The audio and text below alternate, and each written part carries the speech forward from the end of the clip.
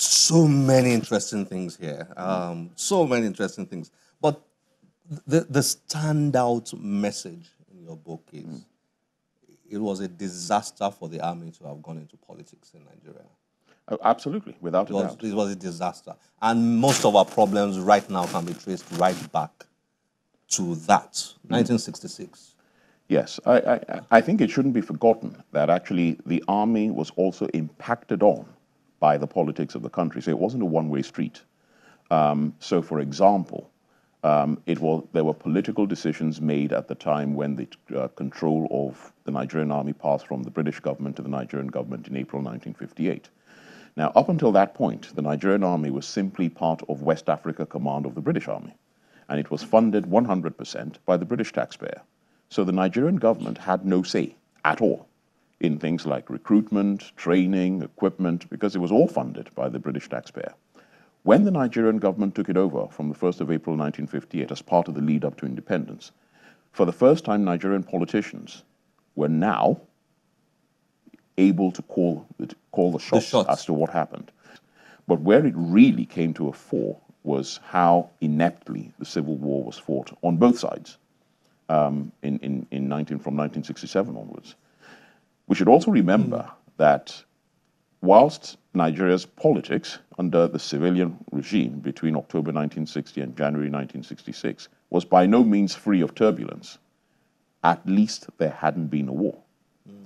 Within 18 months of the army taking over, we were at war. A war which was then subsequently pretty ineptly fought on both sides, in my opinion. And the ineptness with which it was fought, both tactically and strategically, meant that it lasted longer than it needed to have lasted, and therefore the loss of life was greater than it needed to have been.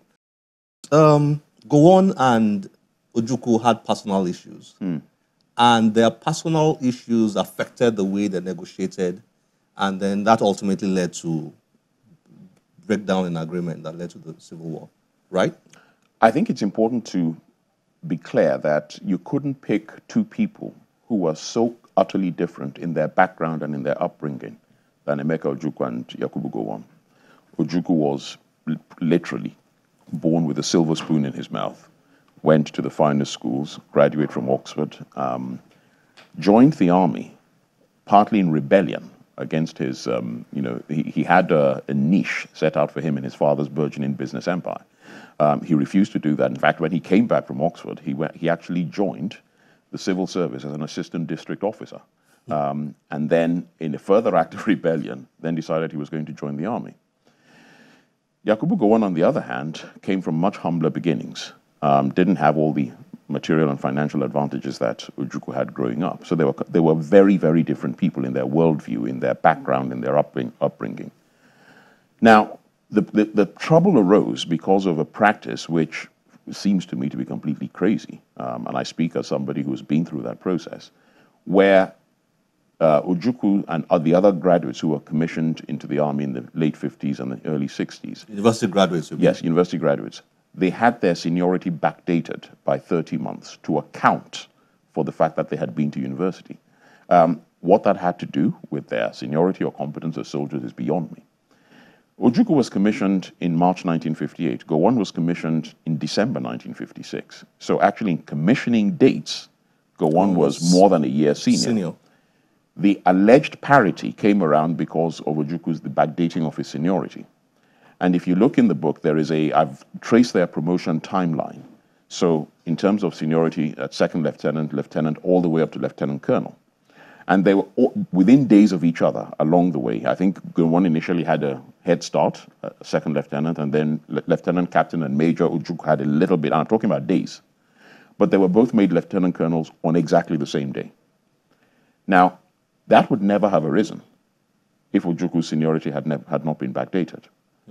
Now, you add to the fact that Ojukwu, I never met him, but I've read quite a lot about him, and I've spoken to people who knew him, was a very bright man, very well educated, and I think actually held some of his contemporaries in contempt as a result of that. So I think he looked down on them and didn't really consider them to be his peers.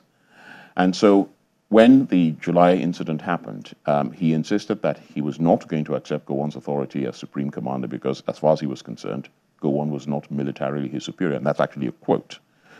Militarily, Gowon is not my superior, was the reason he gave for not accepting Gowon's authority as supreme commander. And from that point on, had they had a good personal relationship, I think they might have come to a more amicable solution of the problem. But I think that the increasing animosity over the years made that harder and harder. And you also have to point out that they both had backers on both sides who were egging them on and in essence, pulling them apart.